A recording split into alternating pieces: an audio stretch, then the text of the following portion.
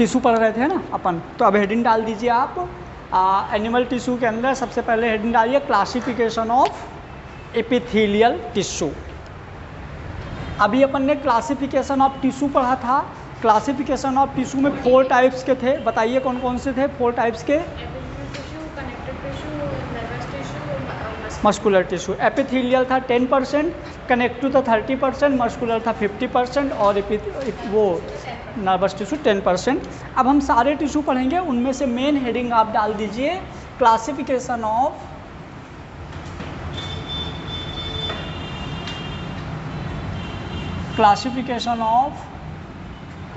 Epithelial tissue.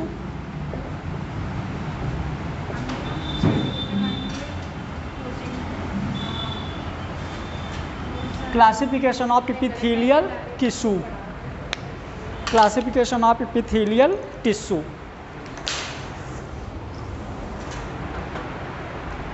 अब यदि अपन epithelial tissue का क्लासिफिकेशन करेंगे तो आपको ना पता है एपिथेलियल टिश्यू 2 टाइप्स का मिलेगा। कितने टाइप्स का मिलेगा? 2 टाइप्स का मिलेगा, समझना ठीक है। एक मिलेगा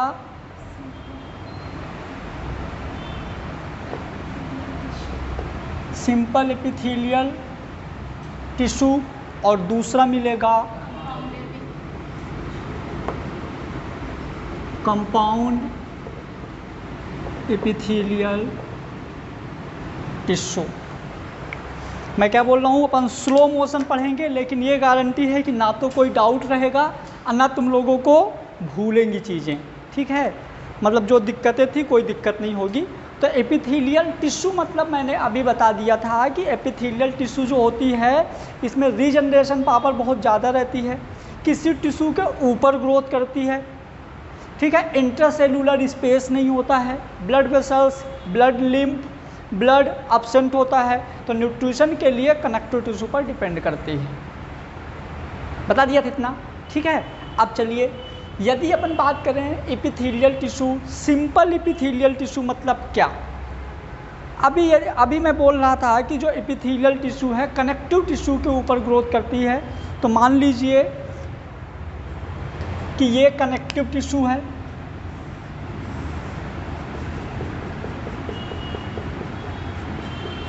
ये कनेक्टिव टिश्यू है। कनेक्टिव टिश्यू के ऊपर क्या है? Basement membrane. कनेक्टिव टिश्यू के ऊपर क्या है? बेसमेंट मेम्ब्रेन, जो कि बेसल लेमाइना और फाइब्रस लेमाइना का बना होता है। बेसल लेमाइना और फाइब्रस लेमाइना का बना होता है। बेसमेंट मेम्ब्रेन के ऊपर कौन ग्रोथ करेगा? एपिथेलियल। कौन ग्रोथ करेगा? एपिथेलियल। सेम ऐसे जो कंपाउंड टिश्यू होता है, तो कंपाउंड टिश्यू में यहाँ पे क्या? Connective tissue. कनेक्टिव टिश्यू के बाद क्या रहेगा? कनेक्टिव टिश्यू के बाद रहेगा बेसमेंट मेम्ब्रेन। ये बेसमेंट मेम्ब्रेन थिन लेयर होगी। बेसमेंट मेम्ब्रेन के ऊपर क्या रहेगा? ये बेसमेंट मेम्ब्रेन और ये हो गया एपिथेलियल। अब क्वेश्चन ये आया कि यार इधर भी स्ट्रक्चर सेम उधर भी सेम, तो फिर सिंपल एपिथेलियम और कंपाउंड एपिथेलियम में क्या डिफरेंस है? जो स्ट्रक्चर इधर है वही सेम स्ट्रक्चर उधर भी है, तो दोनों में डिफरेंस क्या होगा? बताइए मदीहा, पता है? तुम बताओ। हाँ, यदि हम सिंपल एपिथेलियम की बात करें तो सिंपल एपिथेलियम में एपिथेलियम के ऊपर सिंगल लेयर्ड स्ट्रक्चर फॉर्म करेगा। कैसा करेगा?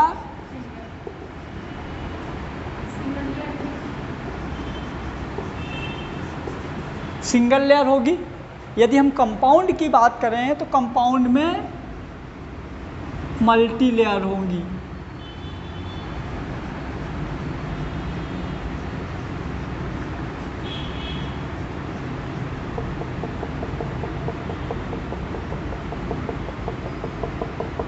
ये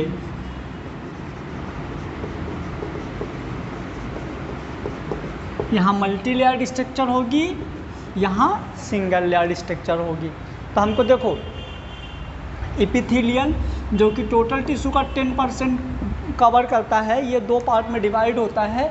एक होता है सिंपल एपिथेलियम, एक होता है कंपाउंड एपिथेलियम। सिंपल एपिथेलियम और कंपाउंड एपिथेलियम दोनों में हमको डिफरेंस पता चल गया। सिंपल एपिथेलियम सिंगल लेयर होगी और कंपाउंड एपिथेलियम एक से ज़्यादा लेयर मतलब मल्टीपल लेयर होंगी। क्लियर हुआ। एक बार माइक्रोविलाई का फंक्शन बताइए क्या था? एब्जॉर्प्शन, एक्सक्रीशन और सिक्रीशन। सरफेस एरिया बढ़ाता है। एग्जाम्पल क्या क्या था? इंटेस्टाइन, पीसीटी, लिवर के नीचे गॉल ब्लैडर।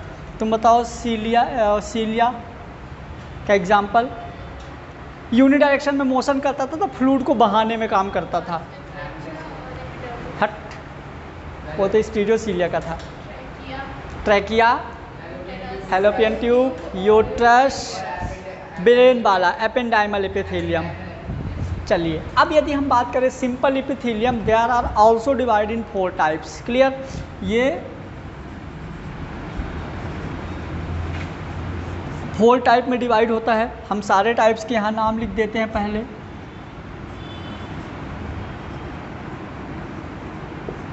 पहला क्या होता है? Simple columnar epithelium. सीक्वेंस में पढ़ूंगा ना, इसलिए पहले ये पढ़ूंगा फिर वो पढ़ूंगा, है ना।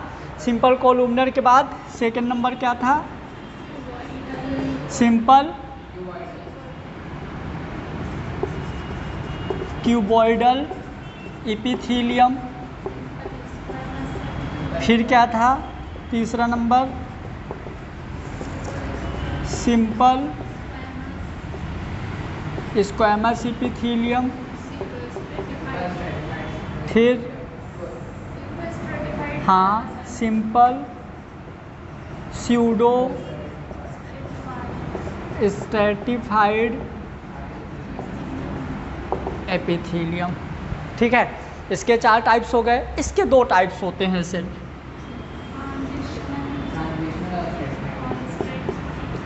एक होता है ट्रांजिशनल एपिथेलियम, एक होता है स्ट्रैटिफाइड एपिथेलियम। ठीक है, अब देखिए अब यहाँ पे क्या होता है, जैसे सिंपल कॉलुमनर एपिथेलियम है, सिंपल क्यूबॉइडल है, सिंपल स्क्वेमस है और स्यूडो स्ट्रैटिफाइड है। क्लियर। तो मैंने तुम लोगों को याद होगा तो मैंने ये बताया था कि जो एपिथेलियम होता है वो प्रोटेक्शन का काम करता है, मतलब कवर्ड करता है। अभी मोबाइल रख दीजिए, है ना। जो एपिथेलियम होता है नॉर्मल इसका जो फंक्शन होता है तो क्या करता है? प्रोटेक्शन का काम करता है या कवर्ड करता है स्ट्रक्चर को, मतलब ऑर्गेनल्स को ज़्यादातर क्या करता है? कवर करता है। अंदर से भी कवर करता है और बाहर से भी कवर करता है। क्लियर हुआ। तो अब देखना मैंने क्या बोला था, जो एपिथेलियम लेयर होती है, समझना एपिथेलियम लेयर होती है जो हमारी बॉडी को कवरिंग का काम करती है। ठीक है, चाहे अंदर की बात हो, यदि अपन चिक का सबसे अच्छा एग्जांपल है, जैसे गाल को अपन देखोगे तो बाहर से भी एक स्किन कवर कर रही है, अंदर से भी एक स्किन कवर कर रही है। मतलब यदि आपको बाहर से चोट लगेगी तो पहले कनेक्टिव टिश्यू, फिर मस्कुलर आएगा, फिर ब्लड आएगा। बाहर से चोट लगेगी तो भी ब्लड आएगा, अंदर से यदि चोट लगेगी ना तो भी ब्लड आएगा। बाहर यदि आप मिर्ची को टच करोगे ना बाहर तो भी आपको तीखा नहीं लगेगा, आप अंदर मिर्ची को टच करोगे तो भी तीखा नहीं लगेगा, क्योंकि टेस्ट का काम तो टंग का है ना। नहीं समझ में आया? बाहर यदि बैक्टीरिया अटैक करते हैं तो भी अपने को कुछ नहीं होगा, लेकिन अंदर यदि बैक्टीरिया अटैक करते हैं तो कुछ ना कुछ हो सकता है, क्योंकि अंदर को तो फिर वो लिविंग सरफेस, क्योंकि डर्मिस वाली नहीं है अंदर, है ना। अब याद करो, चलो आ जाओ। तो मैंने बोला एपिथेलियल मतलब कि जो प्रोटेक्शन का काम करता है, मतलब किसी ना किसी लेयर को कवर करता है। एक था सिंपल एपिथेलियम, एक था कंपाउंड एपिथेलियम। ये दोनों बहुत अच्छे से क्लियर हो गया। सिंपल एपिथेलियम में एक था कॉलुमनर, क्यूबॉइडल, स्क्यूमस और स्यूडो स्ट्रैटिफाइड। एक कॉमन सेंस में अपन याद रखेंगे कि ये हो सकता है। वैसे अभी इन सब के अंदर भी अलग अलग टाइप्स हैं, इन सब के अंदर भी अलग अलग टाइप्स हैं। तो जो कोलुमिनर एपिथेलियम होता है, तो कोलुमिनर एपिथेलियम क्या होता है, ज़्यादातर अंदर की लेयर को कवर करता है, जहाँ कोई ना कोई लिक्विड टाइप की चीज़ें भरी रहती हैं। याद रखना,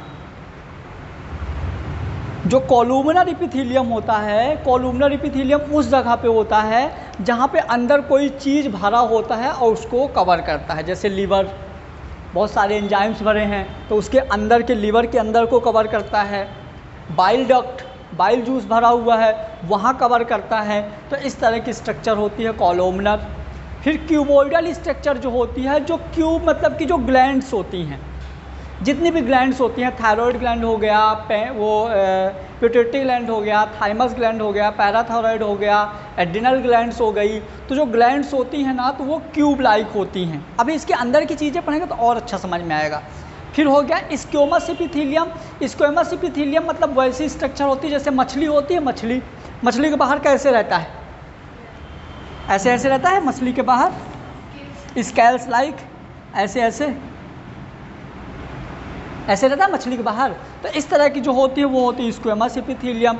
और जो स्यूडो स्ट्रैटिफाइड एपिथेलियम होती है, स्यूडो स्ट्रैटिफाइड रहती है, जैसे ट्रैकिया, मतलब कि जहाँ पे थोड़ा सा कुछ चीज़ें ट्रांसफ़र होता है ना, वहाँ रहता है स्यूडो स्ट्रैटिफाइड। उसके बाद आ जाओ, अभी तो ये अपन पूरा बहुत डिटेल से पढ़ेंगे। फिर आ जाओ ट्रांजिशनल एपिथेलियम। ट्रांजिशनल एपिथेलियम में जो हर साल एक क्वेश्चन बहुत इंपॉर्टेंट है और पूछा जाता है, वो हमारा ये है, बेसमेंट मेम्ब्रेन एब्सेंट होती है। ये नीट पे पूछा जा चुका है, क्योंकि आपको पता है जितने भी एपिथेलियम है तो सारी की सारी एपिथेलियम किसी न किसी के ऊपर ग्रोथ करती हैं। वो होता है कनेक्टिव टिश्यू, उन दोनों के बीच में क्या जाता है, बेसमेंट मेम्ब्रेन। लेकिन ये एक ऐसा टिश्यू होता है जिसमें बेसमेंट मेम्ब्रेन एब्सेंट होती है और इसके आने के चांस ज़्यादा हैं। यदि बेसमेंट से क्वेश्चन आता है तो पहला क्वेश्चन बने आएगा कि बेसमेंट मेम्ब्रेन बनी किसकी होती है, ठीक है, तो वही एपिथेलियम और कनेक्टिव टिश्यू याद रख लेना। दूसरा क्वेश्चन ये आ जाएगा, बेसमेंट मेम्ब्रेन किस में प्रेजेंट होती है और किस में एब्सेंट होती है। तो ट्रांजिशनल एपिथेलियम में प्रेजेंट होती है, इनको याद करोगे, हाँ सॉरी, इसमें एब्सेंट होती है, बाकी सारे के सारे में क्या होती है, प्रेजेंट होती है। इसके बाद आ जाएगा स्ट्रैटिफाइड एपिथेलियम, इसमें आएगा कुछ आंसर वो लैरिंग्स। अब स्ट्रैटिफाइड एपिथेलियम वहाँ होती है जो केराटिन और नॉन केराटिन टाइप के होते हैं, जैसे हेयर्स हो गए, नेल्स हो गए, है ना, तो इन सब में इस तरह का पाया जाता है। मतलब कि है, उसके बाद हम स्टार्ट कर देंगे सिंपल कोलुमिनर एपिथेलियम। क्लियर? तो इसको नोट कर लिया, लिख दो साइड में, एग्जाम्पल भी लिख दो, फटाफट नोट कर लो।